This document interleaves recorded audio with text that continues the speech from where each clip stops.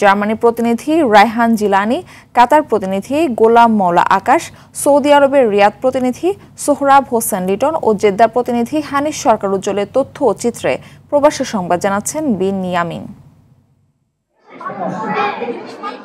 শহীদ রাষ্ট্রপতি জিয়াউর রহমানের ৪৪তম মৃত্যুবার্ষিকী উপলক্ষে মিলাদ মাহফিল ও ঈদ পুনর্মিলনীর আয়োজন করেছে জার্মান বিএনপি যুবদল ও স্বেচ্ছাসেবক দল। তপন খানের সভাপতিত্বে এবং দেলোয়ার মোল্লার পরিচালনায় অনুষ্ঠানে বক্তব্য দেন বিএনপি নেতা আওলাদ হোসেন, যুবদল নেতা প্রকৌশলী সাইফুর রহমান ও স্বেচ্ছাসেবক দলের নেতা মাহমুদুল হাসান ভুইয়া। এ সময় উপস্থিত ছিলেন যুবদল নেতা নুরুল ইসলাম পুন্ন, স্বেচ্ছাসেবক দলের সদস্য সচিব রেদওয়ান সহ আরো অনেকে। অনুষ্ঠানে দোয়া পরিচালনা করেন শফিকুর রহমান। শেষে সাংস্কৃতিক অনুষ্ঠান ও পুরস্কার বিতরণের মাধ্যমে অনুষ্ঠানের সমাপ্তি ঘোষণা করা হয়। আমাদের এই অনুষ্ঠানকে উদযাপিত করার জন্য সবাইকে অসংখ্য ধন্যবাদ।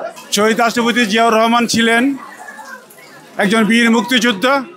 ওই রিভোল্ট বলে স্বাধীনতার ঘোষণা দিয়ে নিঃস্ব শরীরে যুদ্ধ করে একটি স্বাধীন দেশের পতাকা সৃষ্টি করে দিয়ে গেছেন।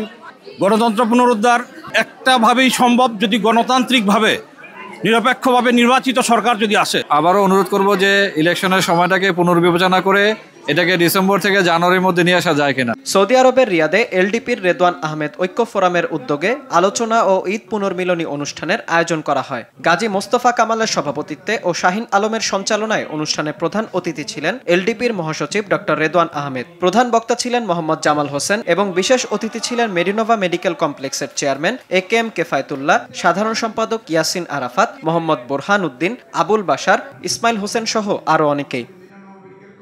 সৌদি আরব পশ্চিমাঞ্চল যুবদলের সাধারণ সম্পাদক শেখ মোস্তাক আহমেদের স্বদেশ প্রত্যাবর্তন উপলক্ষে বিদায় সংবর্ধনার আয়োজন করেছে জেদ্দার সিলেট বিভাগীয় জাতীয়তাবাদী ঐক্য পরিষদ। কামাল উদ্দিনের সঞ্চালনায় এতে সভাপতিত্ব করেন নুয়াব আলী। অনুষ্ঠানে প্রধান অতিথি ছিলেন সংগঠনের সিনিয়র যুগ্ম আহ্বায়ক আব্দুল মান্নান এবং প্রধান বক্তা ছিলেন অনুষ্ঠানের সদস্য সচিব মীর মনিরুজ্জামান তপন।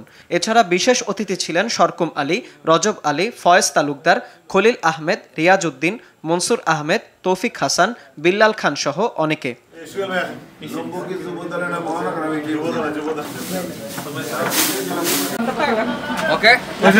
মধ্যপ্রাচ্যের দেশ কাতারে পবিত্র ঈদুল আজহা উদযাপন করেছে প্রবাসীরা। স্থানীয়দের সঙ্গে প্রবাসী বাংলাদেশিরাও ঈদের জামাতে অংশ নেয়। ঈদের নামাজ শেষে দেশবাসী ও কাতার প্রবাসী বাংলাদেশিদের শুভেচ্ছা জানিয়েছেন কাতারে নিযুক্ত বাংলাদেশের রাষ্ট্রদূত মোহাম্মদ নজরুল ইসলাম। দেশটিতে এবারও প্রবাসী বাংলাদেশিদের জন্য আলাদাভাবে ঈদের জামাতের অনুমতি দেয়া হয়েছে। বিন ইয়ামিন, RTV।